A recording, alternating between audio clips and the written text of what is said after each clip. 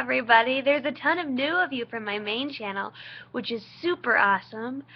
Just to break down this channel a little bit, basically what happens is I turn on my webcam and then do a one-take vlog about a topic of the day. And I try to keep it under 5 minutes, but I kind of have a problem, so sometimes I don't always do that, but we're going to shoot for that today. So today's vlog has two purposes. One, I need to ask you a question. I need your help. I'm really coming to you for help. Please leave a comment if you care about me and my life. I may or may not, keep it on the DL, the DL, have a baby, a little cool kind of maybe potential interview thing. And I need to know from y'all as viewers, maybe some of you are creators as well, but you're also viewers if you're viewing this, when do you feel most engaged with a creator or with a brand or an organization? When do you feel most engaged with them? What things make you feel engaged? Is it giveaways? Is it when you see them working with other creators? Is it when you see them reach out to other creators, when they spotlight smaller creators, or when they do like live Q&As, or when they have comment questions? What kind of things make you feel engaged? And it's okay to be like, free swag makes me feel engaged. That's okay. I really want to know. Do you like t-shirt giveaways? Do you like spotlighting and reaching out? Or something that I haven't mentioned that I'm not thinking of? Because ultimately that would be good if you come up with something I just didn't say. Yeah, so when do you feel most engaged with something? Okay, and now the actual vlog topic of today is a lot of you asked me about my travels. Because a lot of you know that for the first 21 years of my life, I could fly for free because my parents worked for the airline, so I could just hop on a flight and fly for free. And then after about the age of 16, I started feeling really independent, and that's what I would do. I would hop on a plane and just go somewhere. So I think I've been to like 13 countries in total. So I'm going to talk about my favorite place today. I'm too old to do that now. I just lost that benefit, actually. Bummer. But you know, what can you do? It was a good run. But okay, so my favorite place in the world is a toss-up between Australia and Amsterdam.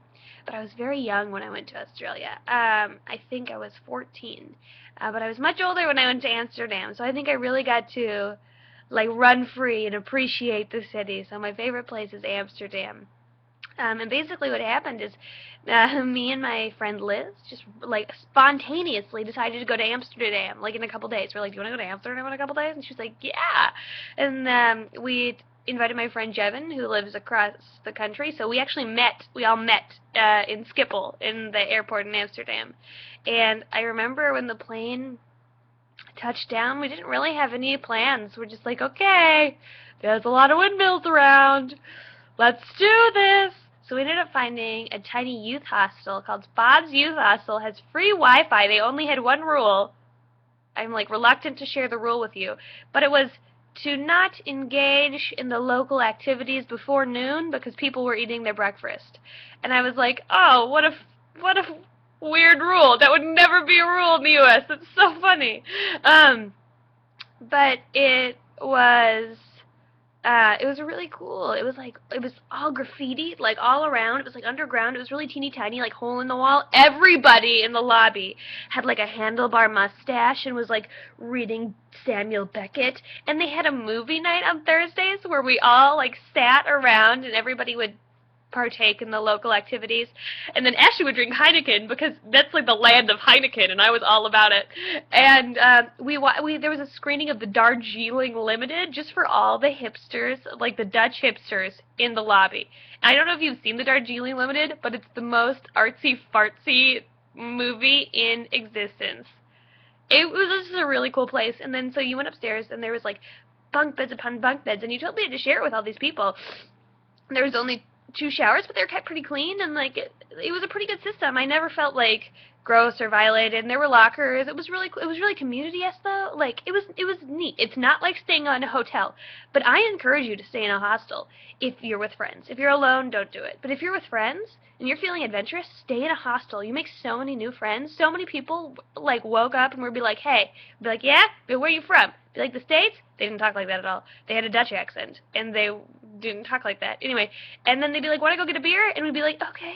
and then we would. It was really cool. We rented bikes one day, and we biked to the Van Gogh Museum, and we looked at tons of Van Gogh paintings. And we went to the Kroller-Müller Museum and the Rijksmuseum. We really like museums because travel tip, if you're looking to save money and you're young and you're traveling, A, stay in hostels, B, go to museums. Museums are almost always free, and you can waste like hours in museums, and it's definitely not a waste. It's like it's quality time spent traveling. Yeah, renting bikes is really, really cute. We ate a lot of French fries with mayonnaise on top because that was the thing. We obviously saw the Anne Frank Museum just because, like, how could you not? That was pretty sad, obviously. We saw the Holocaust Museum, also very sad, but cool, but sad. Oh, and then our hostel, I don't know if I mentioned, was a couple blocks away from the red light district, so a little sketchy, but cool. And the red light district was so hoppin'. And, like, I mean, it was full of sex and stuff, but it felt like, I mean, the way that they handle sex in other countries is so much, like, there's way less stigma around it, so it seemed like way more healthy and cash and not like sketchy and dirty. And like if there was like a district devoted to sex in the US, you'd be like, ooh, sketchy. But over there it was kind of just like what was happening, and I thought it was actually really, really cool. Anyway, that's my travels. When do you feel most engaged with a network brand or person? Let me know. Bye. I love you.